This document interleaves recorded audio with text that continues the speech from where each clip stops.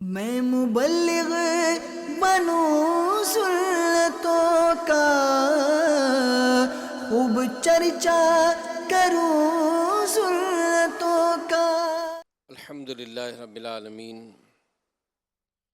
वस्सलातु वस्सलामु अला खातमिन नबिय्यीन अम्मा बअद फ़अऊज़ु बिल्लाहि मिनश शैतानिर रजीम बिस्मिल्लाहिर रहमानिर रहीम अस्सलातु वस्सलामु अलैका या रसूलल्लाह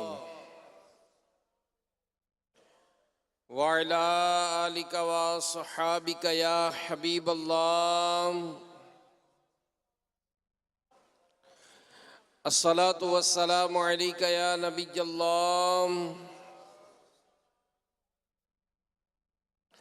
व अला आलिका व सहाबिका या नूरल्लाह। अल्लाह पाक के प्यारे और आखिरी नबी सल्लल्लाहु अलैहि वसल्लम का फरमान है, मुसलमान जब तक मुझ पर दुरूद शरीफ पढ़ता रहता है, फरिश्ते उस पर रहमतें भेजते रहते हैं। अब बंदे की मर्जी है, कम पढ़े या ज्यादा। ज़बानो कल्ब की अज़मत दुरूद पाक से है, हर एक गम में हिफाजत दुरूद पाक से है। अज़ल के दिन से मेरे मुस्तफ़ा के चर्चे हैं, तमाम दहर पे रहमत दुरूद पाक से है। सल्लु अलल हबीब सल्लल्लाहु ताला अला मुहम्मद व अला आलिहि व स्वहबिहि व बारक वसल्लम। कुरान पाक की आयत का सिलसिला हम जारी रखे हैं और इंशाअल्लाह पारा 1 सूरह बकरा की आयत नंबर 43 ये हम सुनेंगे और उसके तहत इसका तर्जमा और इस हवाले से उलमा ने जो उसकी तफसीर में जो कुछ बयान किया है मुख्तसरन अर्ज करने की कोशिश करूँगा। अल्लाह पाक कुरान करीम में इरशाद फरमाता है, व अक़ीमुस्सलात व आतुज़्ज़कात वरकऊ मअर राकिईन। सदक़ल्लाहुल अज़ीम व सदक़ रसूलुहुन नबियुल करीम सल्लल्लाहु अलैहि व आलिहि वसल्लम। आसान तर्जुमा कुरान कंजुल इरफान। और नमाज कायम रखो और ज़कात अदा करो और रुकू करने वालों के साथ रुकू करो। इस आयत मुक़द्दसा में भी गुज़िश्ता आयात के तरह बनी इसराइल से खिताब है और उन्हें पिछली आयात में ईमान लाने का हुक्म दिया गया। और यहाँ इस आयत मुबारका में 3 नेक आमाल करने का इरशाद हुआ। व अक़ीमुस्सलाता और नमाज कायम रखो, व आतुज़्ज़काता और ज़कात अदा करो, वरकऊ मअर राकिईन और रुकू करने वालों के साथ रुकू करो। मशहूर मुफस्सिर कुरान हकीमुल उम्मत मुफ्ती अहमद यार ख़ान रहमतुल्लाहि अलैह यहाँ एक बड़ी ईमान अफरोज़ बात लिखते हैं कि उलमाए बनी इसराइल 3 बीमारियों में गिरफ्तार थे। एक खुद पसंदी, जैसे कुरान करीम में बाज़ जगह बताया था कि वो खुद को अल्लाह का महबूब बताते थे और कहते थे कि हम जहन्नम में हरगिज़ नहीं जाएंगे और अगर गए भी तो चंद दिन रहेंगे, बाकी फिर बाद आ जाएंगे। तो ये उनकी खुद पसंदी थी जो इन्हें ईमान लाने से रोक रही थी। और दूसरी बीमारी वो हिर्स माल की लालच, चूँकि इनको नजराने मिलते थे, लोग उन्हें आलिम फाजिल समझकर उनकी खिदमत करते थे। गैर मुस्लिम हुक्मरानों ने उनके लिए बाकायदा वजीफ़े मुकर्रर कर रखे थे। तो इन नजरानों और वजीफ़ों की हिर्स थी। ये जानते थे कि मोहम्मद सल्लल्लाहु अलैहि वसल्लम सच्चे नबी हैं, मगर इन्हें अपने नजराने और वजीफ़े बंद हो जाने का डर था और इसलिए कलमा नहीं पढ़ते थे। और तीसरी बीमारी ये थी कि ये हसद में मुब्तला हो गए थे क्योंकि हजरत याकूब अलैहिस्सलाम के बाद नबूवत बनी इसराइल में चली आ रही थी। इस दौरान जो भी नबी आए वो बनी इसराइल कौम से आए। अब जब आखिरी नबी मोहम्मद अरबी सल्लल्लाहु अलैहि वसल्लम तशरीफ लाए, तो चूंकि आप बनी इसराइल से नहीं है, तो इसी हसद की आग में जलकर उन्होंने कलमा पढ़ने और महबूब खुदा मोहम्मद मुस्तफ़ा सल्लल्लाहु अलैहि वसल्लम की ग़ुलामी में आने से इनकार कर दिया। तो ये तीन बातनी बीमारियां थी, खुद पसंदी, माल की हिर्स और हसद, जो बनी इसराइल को कलमा पढ़ने और इस्लाम कबूल करने से रोक रही थी। अब इन तीन बीमारियों के तीन इलाज ये तजवीज़ हुए। पहला क्या हुआ? वह अकीमुस्सलाता, और नमाज कायम रखो, कि नमाज कायम रखने की बरकत होगी कि तुम्हें खुद पसंदी से नजात मिल जाएगी। यानी जब तुम सच्चे दिल से रब करीम की बारगाह में सर झुकाओगे, और सर झुकाकर क्या पढ़ा जाता है? सुबहान रब्बियल आला, सुबहान रब्बियल आला, सुबहान रब्बियल आला। जमीन पर नाक पेशानी जमी हुई है, बंदा आजिज़ी इनकिसारी के साथ रब ताला की बारगाह की बड़ाई बयान कर रहा है, सुबहान रब्बियल आला। तो उलमा फरमाते ये कहोगे तो इसकी बरकत से तुम्हारा गुरूर टूटेगा, दिल में आजिज़ी आएगी और तुम्हें खुद पसंदी से नजात मिल जाएगी। फिर आगे फरमाया व आतु ज़काता, और ज़कात अदा करो, इसकी बरकत से माल की मोहब्बत दिल से निकलेगी। और वर्कऊ मार राकिईन, और रुकू करने वालों के साथ रुकू करो, यानी बाजमात नमाज पढ़ो। जब तुम मस्जिद में हाजिर होकर दूसरे मुसलमानों की साथ सफ़ में शामिल हो जाओगे, तो कहते हैं ना कि एक ही सफ़ में खड़े हो गए महमूद व अयाज, ना कोई बंदा रहा ना कोई बंदा नवाज। महमूद बादशाह थे, अयाज गुलाम थे, लेकिन जब नमाज का वक्त होता तो एक ही सफ़ होती है। आज हम भी देखते हैं कि मस्जिद में जो सेठ है वो भी सफ़ में शामिल है, उसका मुलाजिम भी उसके बराबर में खड़ा है। तो एक ही सफ़ में खड़े हो गए महमूद व अयाज, ना कोई बंदा रहा ना कोई बंदा नवाज। यानी कोई अमीर है, कोई सेठ है या नौकर है, कोई हुक्मरान है या आम रियाया में उसका शुमार है, कोई वक्त का गौस है या आम गुनाहगार है, जब रब्बे रहमान के हुजूर हाजिर हो गए, सब एक ही सफ़ में खड़े हो गए। किसी की अलहदगी, अलहदा इम्तियाजी मसनद तैयार नहीं की गई कि फ़ुला हज़रत इस अजीम मसनद पे सजदा करेंगे, गरीब आदमी ज़मीन पर सजदा करेगा, ऐसा कोई इम्तियाज़ नहीं। रब्बे करीम के हुजूर हाज़री का यह अजीम और आजिज़ी और इनकिसारी भरा मंजर देखोगे, इसमें शिरकत करोगे, तो इसकी बरकत से तुम्हारे अंदर का हसद दम तोड़ जाएगा। याद है बनी इसराइल, ये तीन काम करो, नमाज कायम किया करो, ज़कात अदा करो, और रुकू करने वालों के साथ रुकू करो। इस बेमिसाल नुस्खा शिफा में तुम्हारी तमाम बातनी बीमारियों का इलाज है। याद है इन बीमारियों का इलाज करो। एक बात ज़िम्नन में आपको अर्ज करता हूँ, हम बीमारियों का इलाज करते हैं, डरते बहुत है।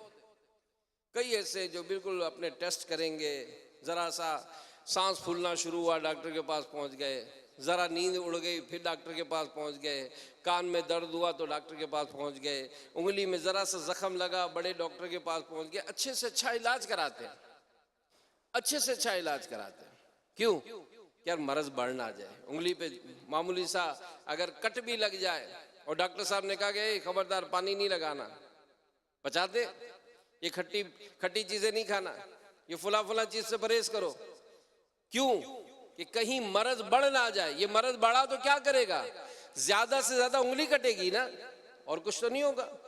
जिस्मानी अमराज बढ़ गए तो क्या होगा? ज्यादा से ज्यादा बंदे की जान जाएगी ना, इससे बड़ा नुकसान तो नहीं है।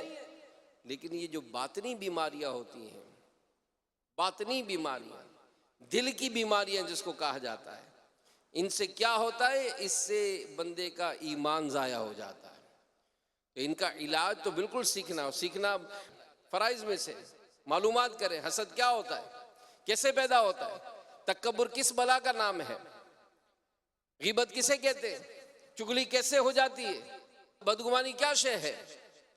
तो इस तरह के जो ऐसे गुनाह कि जिनसे ईमान ज़ाया हो जाने का अंदेशा होता है, उसका इल्म हासिल करना ज़रूरी है। तो बहरहाल मेरे प्यारे प्यारे इस्लामी भाइयों, आइए उन्हीं का अमाल की कुछ वजाहतें हम सुनते हैं जो कुरान पाक में बयान की गई, ताकि इनकी बरकतें हमें मिले और हम अमल करने वाले बन जाएं। सबसे पहला तो हुआ कि नेक अमल के यहाँ ये हुक्म दिया गया वो है नमाज कायम रखना। इरशाद हुआ वाक़ीमुस्सलाता, कि नमाज कायम रखो। तो कायम रखने का माना समझ लीजिए। बहुत सारे ऐसे होते हैं हमारे माशरे में जो माज़अल्लाह शरीयत और तरीक़त को अलहदा अलहदा बयान करते हैं, नाम तसव्वुफ़ का लेते और अंदाज वो इख्तियार करते जो मुनाफिकों वाला है। इन नादानों को अगर नमाज की दावत दी जाए तो कहते हैं कि कुरान ने नमाज पढ़ने का तो हुक्म ही नहीं दिया, कायम रखने का हुक्म दिया और हम कायम रखे हुए हैं। अस्तगफिरुल्लाह। ना जाने कायम रखने से नादान क्या मुराद लेते हैं। जब नमाज पढ़नी नहीं है तो ना जाने कैसे कायम रखनी है। वो ज़ीशान रसूल बीबी आमिना के महकते फूल सल्लल्लाहु अलैहि वसल्लम जिन पर कुरान नाजिल हुआ, आप सल्लल्लाहु अलैहि वसल्लम तो सारी जिंदगी नमाज पढ़ते रहे।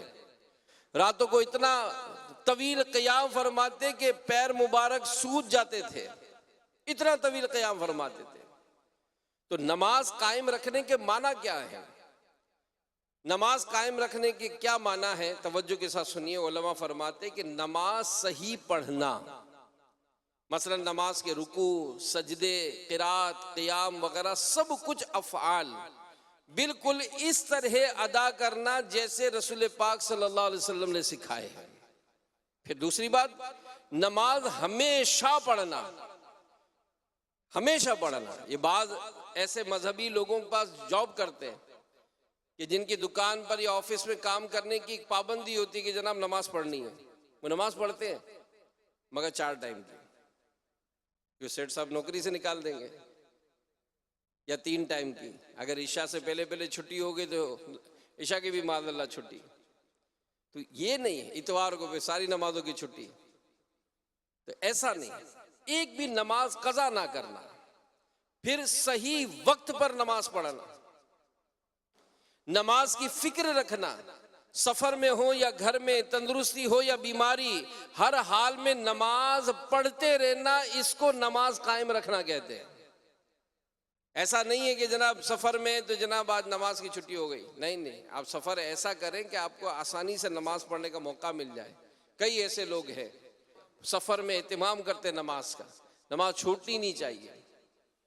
सूफिया किराम ने इसकी वजाहत यूं की कि कल्ब और कालिब यानी दिल और जिस्म को अल्लाह पाक की तरफ मुतवज्जे रख कर नमाज पढ़ना, नमाज कायम रखना है।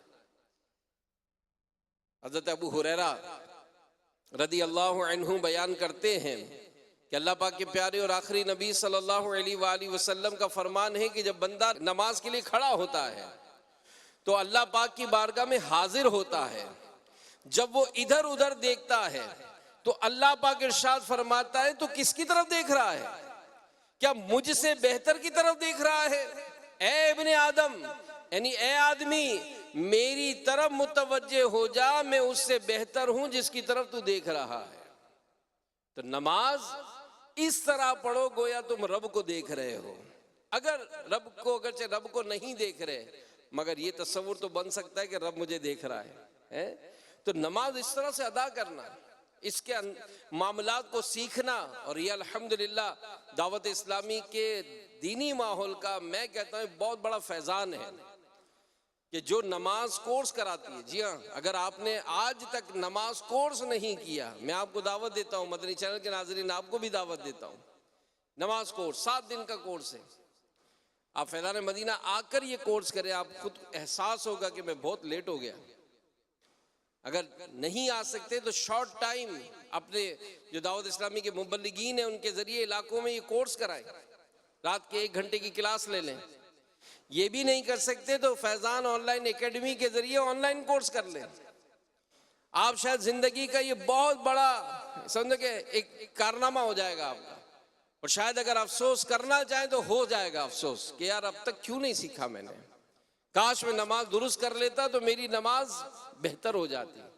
बल्कि बाद औक़ात तो ऐसी गलतियां सामने आती हैं कि जो नमाज होती ही नहीं है।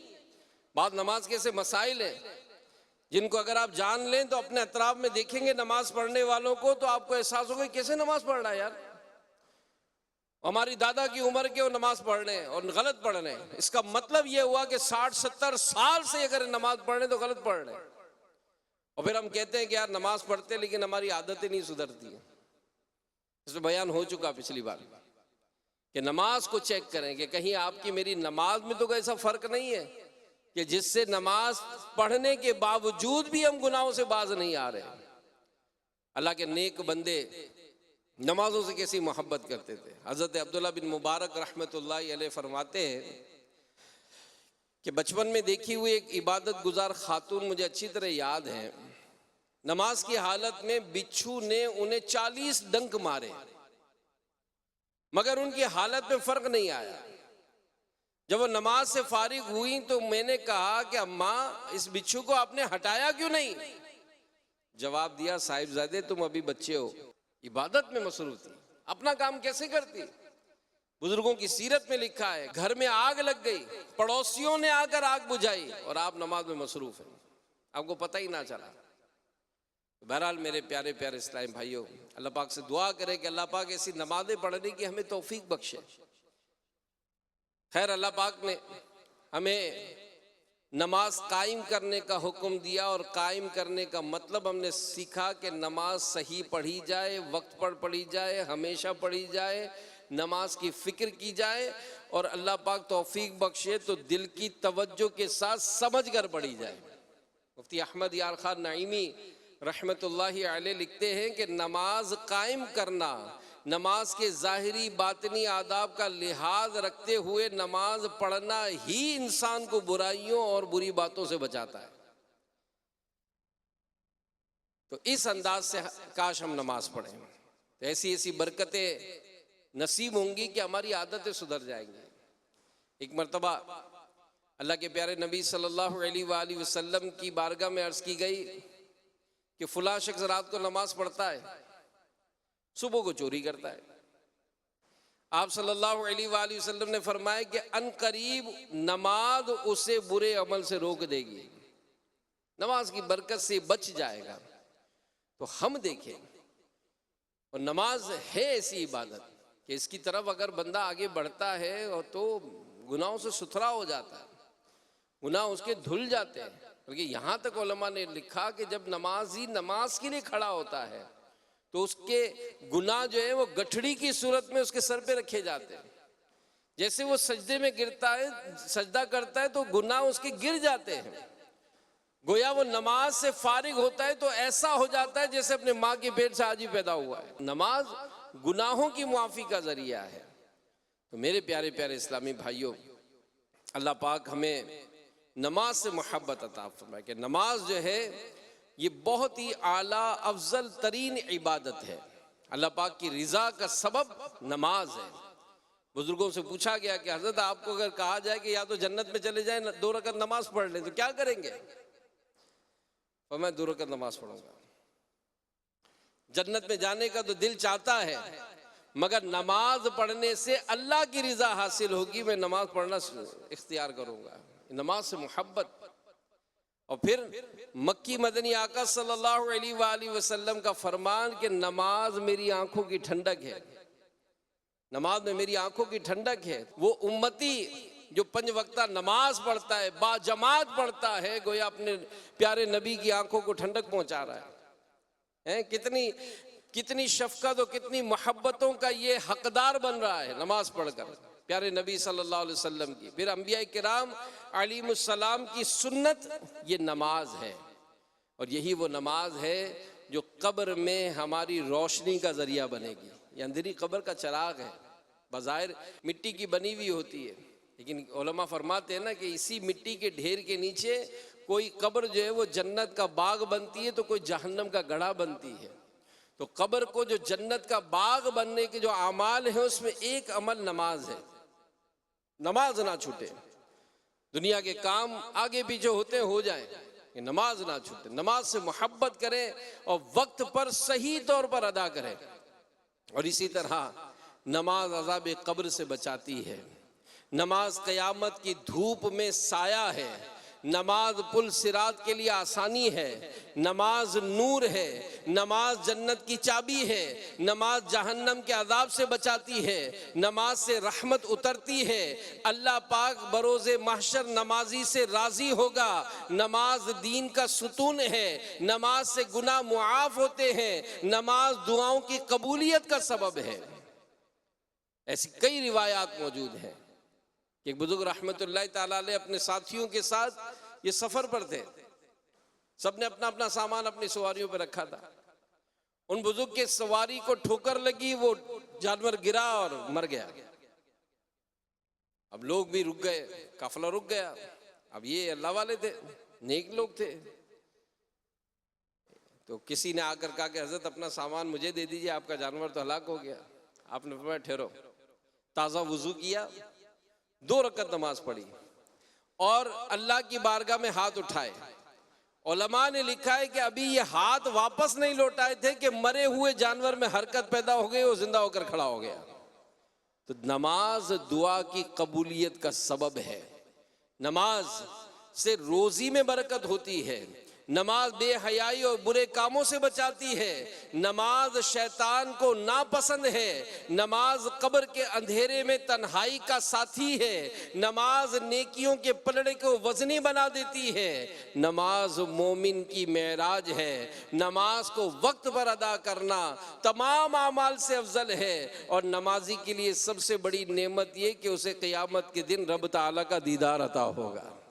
जी हाँ, हर इबादत से बरतर इबादत नमाज, सारी दौलत से बढ़कर है दौलत नमाज। सब्र से और नमाजों से चाहो मदद, पूरी करवाए हर एक हाजत नमाज। जी हाँ, ये नमाज है कि जिसके ज़रिए हमारी मुश्किलात आसान होंगी। तो बहरहाल नमाज तो पढ़नी है, लेकिन आयत करीमा में एक और हुक्म भी दिया गया। हुक्म क्या? वरकऊ मअर राकिईन, कि रुकू करने वालों के साथ रुकू करो। मुफ्ती अहमद यार खान रहमतुल्लाहि अलैह फरमाते हैं कि इसका मतलब ये कि जमाअत से नमाज पढ़ा करो। ये बहुत अहम बात मैं आपको अर्ज कर रहा हूँ। इसके लिए आज अपना एक जहन बनाना पड़ेगा। नमाज पढ़नी है, लेकिन जमात के साथ पढ़नी है। क्यों?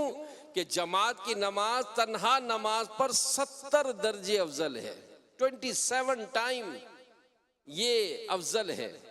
और हर मुसलमान मर्द आकिल यानी अक्लमंद है, जो पागल नहीं है, बालिग है, नाबालिग नहीं है, आज़ाद है, गुलाम नहीं है, कादिर है यानी मस्जिद तक पहुंचने की ताकत रखता है, उस पर 5 नमाजें मस्जिद में आकर अदा करना वाजिब है। अगर बगैर किसी शरई मजबूरी के एक वक्त की जमात भी छोड़ेगा तो गुनाहगार होगा। और अगर आदी बन जाएगा, कई बार जमात तर्क करेगा, तो ऐसा शख्स फासिक है। और जो शख्स मस्जिद में पहुंचने की ताकत नहीं रखता, मसलन नाबीना है या उसकी टांगे सलामत नहीं है, शदीद बीमार है, चल नहीं फिर नहीं सकता, ऐसे शख्स पर अगरचे जमात वाजिब नहीं, अलबत्ता उसके लिए भी अफजल है कि जैसे मुमकिन हो मस्जिद में और नमाज जमात के साथ अदा करे। असल में बात होती है तड़प की, ये याद रखिए, बात होती है तड़प की।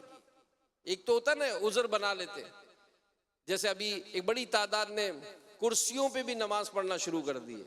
ये मैं आपको मसला चले ज़िम्नन अर्ज कर देता हूँ कि अगर आपने नमाज बैठकर पढ़नी है या कुर्सी पर पढ़नी है, तो सबसे पहले मुफ्ती साहब से इसकी रहनुमाई ले लें। आपने देखा मस्जिद में कुर्सियाँ रखी हुई हैं, तो हर कोई घसीट घसीट कर कुर्सियाँ लेकर बैठ रहा है। भाई आप पढ़ भी सकते हैं कि नहीं, इसका मसला क्या है?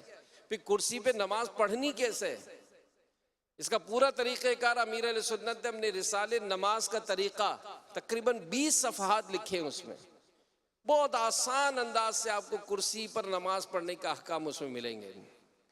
तो बहरहाल नमाज जमात के साथ, तो मैं अर्ज कर रहा था तड़प। एक साहबी रदी अल्लाह अन्हु आंखों से नाबीना हो गए, लेकिन जमात से नमाज पढ़ने का जज्बा देखे। एक बच्चे को रखा, नमाज का वक्त होता, वो बच्चा हाथ पकड़कर मस्जिद ले जाता, सफ में खड़ा कर देता, नमाज खत्म हो जाती है, वापस आ जाते उसके साथ। एक दिन नमाज का वक्त आया तो बच्चा नहीं आया, आपने आवाजें दी उसको, बच्चा था ही नहीं। आप तड़प गए और रो रो कर अल्लाह की बारगाह में अर्ज करने लगे कि या अल्लाह, ये नाबीना होना क़यामत के दिन कहीं मुझे रुसवा ना कर दे। अब आपकी गिरिया उजारी, ये रोना, ये दुआएं करना रब ताला की बारगाह में मकबूल हुआ और आपकी आंखें रोशन हो गई। खुशी खुशी मस्जिद आ गए, नमाज पढ़ी।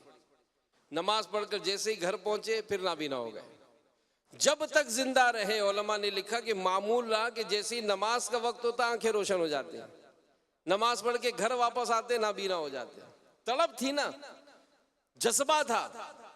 और फिर सुनिए, मुसलमानों के दूसरे खलीफा हजरत उमर फारूक आदम रदी अल्लाह अन्हु फरमाते हैं कि मैंने दो जहां के ताजदार मदीने के सुल्तान सल्लल्लाहु अलैहि वसल्लम को फरमाते सुना कि अल्लाह पाक बाजमात नमाज पढ़ने वालों को महबूब यानी प्यारा रखता है। हम तो अपने सेठ के प्यारे बनते हैं, सेठ के प्यारे बनते ना कि तनख्वाह बढ़ा देगा। अफसरों के मंजूर नजर बनते हैं कि यार वो बस मीठी नजर कर देगा, हमारे काम हो जाए। अल्लाह का प्यारा बने ना। अल्लाह का प्यारा कौन? उलमा फरमाते हैं कि जो नमाज जमात के साथ पढ़ता है अल्लाह पाक उसको अपना प्यारा बना लेता है। और हजरत अबू सईद खुदरी रदी अल्लाह अन्हु बयान करते हैं, रसूलुल्लाह सल्लल्लाहु अलैहि वसल्लम ने फरमाया, जब बंदा बाजमात नमाज पढ़े फिर अल्लाह पाक से अपनी ज़रूरत का सवाल करे तो अल्लाह पाक इस बात से हया फरमाता है कि बंदा ज़रूरत पूरी होने से पहले वापस लौट जाए। आपने काम पूरा किया, आपकी फरियादें भी पूरी होंगी इंशाअल्लाह। रब की बारगाह में रद्द नहीं होगी बात, बल्कि अल्लाह पाक ऐसा करम फरमाएगा कि जिसके लिए आप दुआ करेंगे उसका बेड़ा पार हो जाएगा। क्यों नेक लोगों से दुआएं कराते हैं? क्यों अल्लाह की इबादत करते हैं ना, अल्लाह को राजी करते हैं, हम उनसे सिफारिशें करते हैं तो खुद भी आगे बढ़ें, अल्लाह पाक की रिजा के कामों को ढूंढें कि कितने मसाइल हैं, हमारे परेशानियां हैं। रब की बारगाह में रुजू करे, सजदा करे, झुके उसकी बारगाह में, हाथ उठाए उसकी बारगाह में, इंशाअल्लाह हमारे मसले हल होंगे। एक हदीस पाक में है, मर्द की नमाज मस्जिद में जमात के साथ घर में और बाजार में पढ़ने से 25 दर्जे जायद है। और एक हदीस में है कि नमाज बाजमात तन्हा पढ़ने से 27 दर्जे बढ़कर है। तो दूर दूर का सफर हो जाता है इस कारोबार के लिए, मगर घर से सिर्फ चंद कदम चलकर मस्जिद में बाजमात नमाज पढ़कर एक का 27 गुना ज्यादा सवाब मिलता है, लेकिन फिर भी सुस्ती करते हैं। और याद रखिए, एक बड़ी खूबसूरत बात बहुत पहले किसी मुबल्लिग से सुनी थी, यकीन माने ऐसी वो बैठ गई है, बड़ी खूबसूरत बात वो कहते, क्योंकि मस्जिद जो है ना, अमीर सुन्नत ने बारहा फरमाया, मस्जिदों की रौनक नमाजियों से। एयर कंडीशन लग जाना, मार्बल बिछ जाना, फानूस लग जाना, ये जो भी जायज तरीका है सही है, मगर इसकी असल रौनक नमाजियों से। तो मुबल्लिग ने क्या कहा? मुबल्लिग ने एक समझाने के लिए एक बात कही थी। वो क्या थी कि जो अल्लाह के घर को आबाद करता है अल्लाह उसके घर को आबाद करता है। हम आए तो सही आबाद करने के लिए, बल्कि पीर साहब अमीर अहले सुन्नत तो क्या खूबसूरत ज़हन देते कि अकेले नहीं आना, अपने साथ एक नमाजी को लेकर आए, दावत देकर आए, ताकि इन नमाजियों को भी मस्जिदों को आबाद करने वाले बन जाए। और अल्लाह के घर को जो आबाद करता है अल्लाह पाक उसकी घर को आबाद करता है। हज़रत मोहम्मद बिन सिमा रहमतुल्लाह ताला अलैह, ये इमाम आज़म अबू हनीफा रहमतुल्लाह ताला अलैह के शागिर्दों के शागिर्द थे। आपने 103 साल की उम्र पाई, रोजाना 200 रकअत नफल पढ़ते थे ये। और नमाज बाजमात का ऐसा जज्बा था, फरमाते कि मुसलसल 40 साल तक एक मर्तबा के अलावा मेरी कभी जमात नहीं छूटी। 40 साल इस तरह नमाज पढ़ी, एक वक्त के अलावा कभी जमात नहीं छूटी। वो वक्त कौन सा था? फरमाते जिस दिन मेरी वालिदा का इंतकाल हुआ, तो उस वक्त एक वक्त की जमात छूट गई। तो मैंने, चूंकि वो रिवायत पढ़ी थी कि 25 गुना ज्यादा सवाब है, कहते मैंने उस एक नमाज को 25 मरतबा पढ़ा। फिर मुझे कुछ ऊँग आ गई, नींद आ गई, तो किसी ने ख्वाब में आकर कहा कि 25 नमाजें तो तुमने पढ़ ली, मगर फरिश्तों की आमीन का क्या करोगे? तो ए आशिकान रसूल, अल्लाह के नेक बंदों की जमात का जज्बे का क्या कहना कि जमात फौत हो जाने पर मोहम्मद बिन सिमा रहमतुल्लाहि अलैह ने 25 मरतबा नमाज पढ़ी। मजीद इस वाक़े में फरिश्तों की आमीन का बयान हुआ तो नमाज बा जमात में सूरह फातिहा के बाद आहिस्ता से आमीन कही जाती है। इसी तरह दुआ के बाद भी आमीन कहते हैं। आमीन का मतलब होता है ऐसा ही हो। तो फरिश्तों की आमीन की भी क्या बात है। फरमाने मुस्तफ़ा सल्लल्लाहु अलैहि वसल्लम है, जब इमाम गैरिल मग़लूबि अलैहिम वलद्दॉलीन कहे तो आमीन कहो कि जिसका आमीन कहना फरिश्तों की आमीन कहने के मुताबिक होगा उसके पिछले गुनाह बख्श दिए जाएंगे। फरिश्तों की आमीन का क्या करोगे। तो गोया अगर कोई शख्स अपनी नमाज को अकेले में हजारों मरतबा भी पढ़े फिर भी जमात का सवाब उसकी बरकतें नहीं पा सकता, तो ज़हन बना ले। ज़हन बनाने से रास्ते आसान हो जाते हैं। ज़हन बना ले कि इंशाअल्लाह पांचों नमाजें भी पढ़ेंगे और बाजमात पढ़ेंगे इंशाअल्लाह। तो नमाज की बड़ी बरकतें हैं कि जो नमाज बाजमात अदा नहीं करता तो इमाम साहब के साथ सूरह फातिहा पढ़ने के बाद आमीन भी नहीं कह सकेगा, और जो इस मौके पर आमीन नहीं कह पाया यकीनन उसने गुनाह बख्शवाने का अजीम मौका ये गवा दिया। तो बेशुमार नमाजी भी इसकी परवाह नहीं करते, और नमाज कज़ा हो जाए तो उन्हें किसी किस्म का दुख नहीं होता। साहबी इब्ने साहबी हज़रत अब्दुल्ला बिन उमर रज़ी अल्लाहु अन्हुमा के मुतालिक मनकूल है कि जब आप इशा की जमात अगर कभी फौत हो जाती तो पूरी रात इबादत में गुजार देते, और अगर आपकी कभी जमात निकल जाती तो दूसरी नमाज तक नफले पढ़ते रहते। ये अंदाज था इनका। ताबई बुजुर्ग हजरत सईद बिन अब्दुल अजीज रहमतुल्लाहि अलैह की जब जमात निकल जाती तो अपनी दाढ़ी पकड़कर रोने बैठ जाते। लॉस हुआ ना, लॉस हुआ, हमारा लॉस हो जाए, जेब कट जाए, कोई चीज निकल जाए, सारा दिन मूड ऑफ हो जाता है, मूड ऑफ हो जाता है, तकलीफ नहीं होती। असलाफ व बुजुर्गों की सीरत अगर पढ़ते हैं, यकीन माने ऐसे ऐसे ईमान अफरोज इनके अंदाज और मामलात सुनते कि मजे को मजा आ जाता है। क्या इनकी जिंदगियां थी, क्या इनके अंदाज थे, किस तरह से ये अपनी जिंदगी गुजारा करते थे और किस तरह रब्बे करीम को राजी करने के मामलात किया करते थे। घर दूर है, घर दूर है। एक साहबी रदी अल्लाह अन्हु हजरत उबई बिन काब रदी अल्लाह अन्हु फरमाते कि मैं एक ऐसे साहिब को जानता हूँ जिनका घर मस्जिद नबी से सबसे ज्यादा दूर था, और उनकी बाजमात नमाज कज़ा नहीं होती थी, पांचों टाइम वो नमाज के लिए आते थे। तो मैंने उनको मशवरा दिया कि दराज गोश्त खरीद लें गधा सवारी के लिए, ताकि इस पर सवार होकर धूप और अंधेरे में आसानी हो जाए, मस्जिद तक आ सके। तो क्या मेरी नीयत यह है कि मेरे लिए घर से मस्जिद तक आने और मस्जिद से अपने अहले खाना की तरफ लौटने का सवाब लिखा जाए। तो नबी पाक सल्लल्लाहु अलैहि वसल्लम ने उन साहबी से इरशाद फरमाया कि अल्लाह पाक ने तमाम सवाब तुम्हारे लिए जमा कर दिया है। तो गोया जो मस्जिद की तरफ जाता है तो हर कदम पर उसके लिए सवाब लिखा जाता है, इनाम व इकराम दिया जाएगा। अरे ये जो सौदे हो रहे हैं ना, ये आपकी अगर नमाज से मोहब्बत है, ये नमाज के लिए आपने वुजू तैयार रखा है, अजान का इंतजार कर रहे हैं, जैसे अजान होती है मस्जिद पहुंच जाते हैं। बल्कि बाज़ खुश नसीब तो ऐसे कि मस्जिद में ही आकर वो अजान सुनते हैं, बाज़ ऐसे कि अजान होते ही नमाज का एहतमाम करते हैं और फौरन मस्जिद में अपना अंदाज बनाते हैं। लेकिन हम अजीब व गरीब लोग हैं, हमारा ऐसा जज्बा नहीं है, हम इस मामले में सुस्त है। अगर सुस्त है तो चुस्ती करें, लाएं आए तो सही ना भाई। मैं वो बात बता रहा हूं जिसकी लज्जत आप महसूस करेंगे। कब महसूस करेंगे? जब अमल करेंगे। अगर शहद की बोतल हाथ में लेकर मैं चाटता रहूं और मैं आपको कहूं यार बड़ा मीठा है यार, बड़ा मजेदार है यार, बड़ा मजा, आप मेरा मुंह ही देखेंगे। जब तक एक उंगली खुद नहीं चाटेंगे तो जो आपको कहा जा रहा है कि भाई ये अंदाज इख्तियार तो करें, और फिर इस अंदाज को इख्तियार करने वालों को कुछ नवाजे। जी हाँ, बाद ऐसे हैं दुकानदार, नमाज का टाइम हो जाता है वो अपनी फैक्ट्री की मशीनें ऑफ कर देते हैं और सारी लेबर को देते हैं कि जनाब नमाज पढ़े। बाकायदा दुकान पर पर्दा डाल दिया जाता है कि जाए नमाज पढ़े।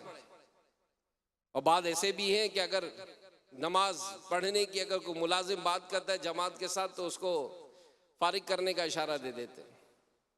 बल्कि क्या क्या लोग थे ये। आप फैज़ान नमाज आप किताब पढ़ें अमीर अहले सुन्नत की, साहबी इब्ने सहाबी हज़रत अब्दुल्ला बिन उमर रदी अल्लाह अन्हुमा जब अपने किसी गुलाम को अच्छी तरह नमाज पढ़ता पाते, गुलाम मतलब मिसाल आजकल की जबान में नौकर, जब अपने गुलाम को अच्छी तरह नमाज पढ़ता पाते तो उसे आजाद फरमा देते, उसे आजाद फरमा देते।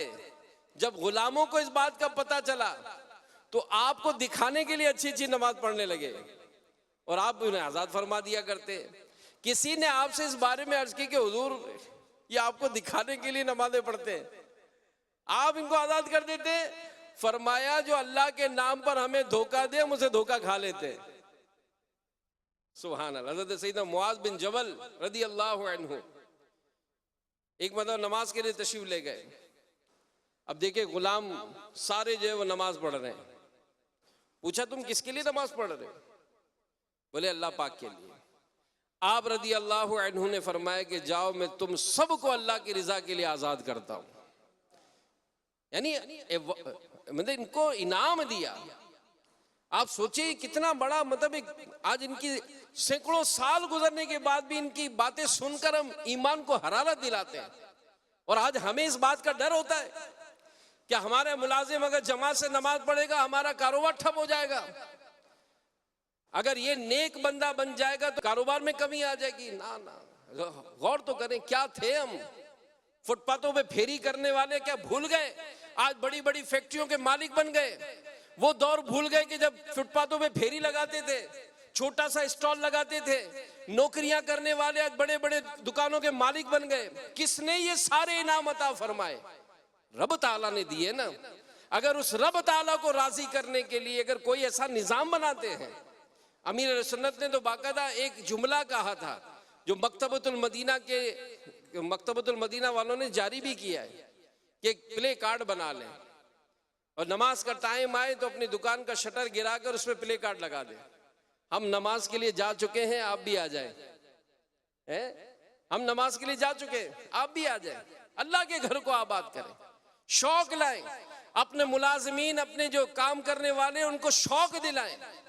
और फिर अगर कोई ऐसा करता है आपकी काम काज करते हुए उसने कुरान पढ़ना सीख लिया, उसने नमाज दुरुस्त कर ली, अच्छे अंदाज से नमाज पढ़ता है, उसके 5,000 रुपये बढ़ा देना। आप कहेंगे नहीं नहीं नहीं ये कैसे होगा? अरे कैसे क्या होगा? अल्लाह ने आपको दिया है। अगर इस मामले में आप इस तरह से ताउन करेंगे और नमाज पढ़ने वाले नमाज पढ़ेंगे, भाई जो हफ्तावार इज्तिमा में काम काज से फारिग होकर दावत इस्लामी के हफ्तावार इज्तिमा में भी शिरकत करेगा उसको महीने के 1,000 रुपये का अलाउंस मिलेगा। लाए ना, क्या रज है उसमें? आपका माल है ना, आप दे सकते हैं। जो मदनी काफले में सफर करेगा उसके काफले का खर्चा भी मैं दूंगा, उसकी तनख्वाह भी नहीं काटूंगा। लाए ना, आप देखें फिर इसकी बरकत कितनी मिलती है। और खुद भी जमात का एहतिमाम करें और बच्चों को भी, अगर दुकान पर आपके बच्चे भी बैठते तो उनको भी नमाज का एहतिमाम करें।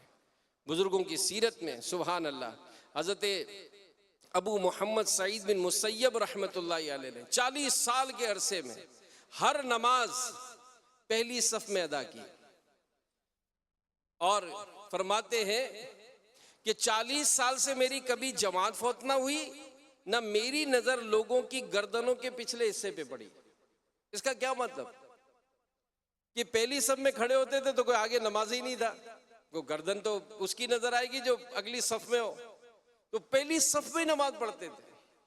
और फिर यही नहीं, बुजुर्गों का सुभान अल्लाह, एक मरतबा एक बुजुर्ग की आंखों का मसला हो गया। हजरत अबू सईद बिन मुसैयब इनके बारे में आता है, तो उनको कहा गया कि अगर आप वादी अतीक तशरीफ ले जाएं, वहाँ ग्रीनरी बहुत है, तो ग्रीनरी देखेंगे तो आपकी इस तकलीफ में कमी हो जाएगी। तो फरमाया कि इशा और फजर की जमात का क्या होगा? मैं तो चला जाऊंगा, वहाँ जमात से नमाज नहीं होगी तो कैसे मैं रह सकूंगा? 126 साल उम्र पाई बुजुर्ग ने, 126 साल की उम्र में भी आपकी जमात नहीं छूटती थी, उठाकर लाया जाता था। जी हाँ, हजरत अब्दुल रहमान सुलमी के बारे में आता है कि आपको बीमारी की हालत में उठाकर मस्जिद में ले जाया जाता था। और सिर्फ ये नहीं, बारिश के दिन में भी आप इसरार फरमाते हैं। हालांकि कीचड़ और शदीद बारिश में कुछ रियायत है जमात की नमाज के हवाले से, लेकिन इन नेक लोगों की मोहब्बत ही कैसी थी, मस्जिदों से मोहब्बत करते थे। और कहा गया ना कि मोमिन की मिसाल कि वो मस्जिद में ऐसे होता है जैसे मछली पानी में होती है। मछली को पानी में रख के बड़े सुकून से रहेगी, लेकिन जैसे ही मछली को पानी से निकाले वो तड़पना शुरू कर देती है। तो कहा मोमिन की मिसाल यही है कि उसका मस्जिद में यूं दिल लगता है। तो हम अपने बारे में गौर करें और सोचें कि मस्जिदों की मोहब्बत, मस्जिदों से चाहत, ये हमारा कैसा है। तो इन असलाफ और इन बुजुर्गों को जब नमाज से मोहब्बत, जमात से मोहब्बत, नमाजें बा जमात अदा करने का इनका एहतिमाम, तो खुद भी नमाज पढ़ें, अपने बच्चों को भी बाजमात नमाज का आदी बनाएं, अपने मुलाजिमों को भी बाजमात नमाज का आदी बनाएं। फिर अगली बात जो इसी आयत करीमा के तहत जो बयान हो रहा है, तीसरा हुक्म जो दिया गया वह आतु ज़कात, और ज़कात अदा करो। ज़कात ये भी बेहतरीन इबादत है, इस्लाम के 5 बुनियादी अरकान में से एक बुनियादी रुकन है। और इसके बड़े फ़ज़ाइल बयान हुए कि जिसने अपने कीमती माल से रिज़ामंदी और खुशदिली के साथ ज़कात अदा की, पहले आसमान में उसका नाम सखी, सखावत करने वाला, दूसरे पर उसका नाम मुबारक, यानी इसके माल और जान में बरकत रखी गई, उसका माल महफूज रहेगा, तीसरे आसमान पर उसका नाम जवाद, बहुत ज़्यादा सखावत करने वाला, चौथे आसमान पर उसका नाम मुती यानी फरमा बरदार, पांचवें में उसका नाम बारुन यानी नेकोकार है, छठे आसमान में उसका नाम महफूजुन यानी उसकी हिफाजत की गई, और 7वें आसमान में उसका नाम मगफूरुन यानी मुआफ किया हुआ है। और जो ज़कात अदा नहीं करता उसका नाम पहले आसमान पर बखीलुन कंजूस, दूसरे पर हालिकुन तबाह बर्बाद होने वाला, तीसरे में मुतमस्सिकुन यानी जिससे खैर को रोका गया, चौथे में ममकूतुन यानी सख्त नापसंदीदा शख्स, पांचवें में आसी गुनाहगार, छठे आसमान में उसका गैर महफूजिन यानी गैर महफूज जिसकी हिफाजत ना की जाए, और 7वें आसमान में उसका नाम मरदूदुन यानी वो शख्स जिसकी नमाज रोजे मरदूद है। तो मेरे प्यारे प्यारे इस्लामी भाइयों, जो रब ताला ने अहकाम अता फरमाए, वाक़ीमुस सलाता व आतु ज़काता वरकऊ मअर राकिईन, कि नमाज कायम करो, ज़कात अदा करो, रुकू करने वालों के साथ रुकू करो। तो इन नेक अमाल पर अमल का अपना जहन बनाएं और ये जहन बना लें कि इंशाअल्लाह नमाज कायम रखनी है, और जिस तरह से रब ताला ने फरमाया है उस तरह से नमाज अदा करनी है, उस तरह से ज़कात अदा करनी, हीले बाने नहीं करने। बाद औक़ात इसमें बंदा बहुत ही अजीबो गरीब कैफियत उसकी हो जाती है, जब माल का हिसाब किताब लगाता है तो जनाब इतना इतना, अरे अल्लाह ने ही तो दिया इतना, तेरे पास था क्या, तेरे पास क्या था, तेरे पास तो कुछ भी नहीं था। तो ज़कात जो है वो तकमील ईमान का ज़रिया है। अल्लाह के प्यारे नबी फरमाते हैं कि तुम्हारे इस्लाम का पूरा होना ये है कि तुम अपने मालों की ज़कात अदा करो। ज़कात कैसे निकालनी है इसका पूरा तरीक़ेकार दारुल इफ्ता अहले सुन्नत की तरफ से हमें तहरीरी तौर पर फॉर्म की सूरत में दिया गया। अपना ये फॉर्म भर दें, आपकी ज़कात खुद ब खुद निकल आएगी, खुद ही निकाल लें, कैलकुलेशन भी खुद ही कर लें। मज़ीद अगर कुछ रहनुमाई लेनी है तो दारुल इफ्ता जगह बजगह कायम है, बड़े बड़े शहरों में कायम है, फ़ोन पर आप रब्ता कर सकते हैं। फिर इसी तरह जो ज़कात अदा करता है, सुभान अल्लाह, ज़कात देने वाले पर रहमत इलाही की छमाछम बारिश होती है। सूरह आराफ में फरमाया गया व रहमती वसिअत कुल्ल शै फसअक्तुबुहा लिल्लज़ीना यत्तक़ून व युअतून ज़काता, और मेरी रहमत हर चीज को घेरे है तो अनकरीब मैं नेमतों को उनके लिए लिख दूंगा जो डरते और ज़कात देते हैं। रहमतों की छमाछम बारिशें चाहिए, अपने माल की ज़कात दें, तकवा और परहेजगारी चाहिए, ज़कात अदा करें। अल्लाह पाक की बारगाह में कामयाब होना है, ज़कात अदा करें। अल्लाह पाक की मदद हासिल करनी है, ज़कात अदा करें। अच्छे लोगों में शुमार होना है, ये सब इसकी कुरान की आयतें इसके हवाले से बयान की गई। अच्छे लोगों में शामिल होना है, शुमार इनमें हो मेरा, ज़कात अदा करें। कुरान पाक में फरमाया गया इस किसी के किसी के दिल में खुशी दाखिल करना चाहते हैं, ज़कात अदा करें। ज़ाहिर आपकी ज़कात होगी, आपके गरीब रिश्तेदार इनको अगर आप देंगे उनके दिल में खुशी होगी।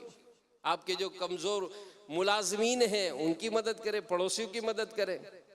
दावत इस्लामी के जो दीनी काम हैं उन कामों के लिए भी आप अपनी ज़कात दें। तो ये इंशाल्लाह इस्लाम का एक बड़ा खूबसूरत ये पूरा तरीक़ेकार है कि जो इस पर अमल करता है तो वे बरकत ही बरकत होती है। तो फिर लोगों के दिलों में खुशी दाखिल होगी।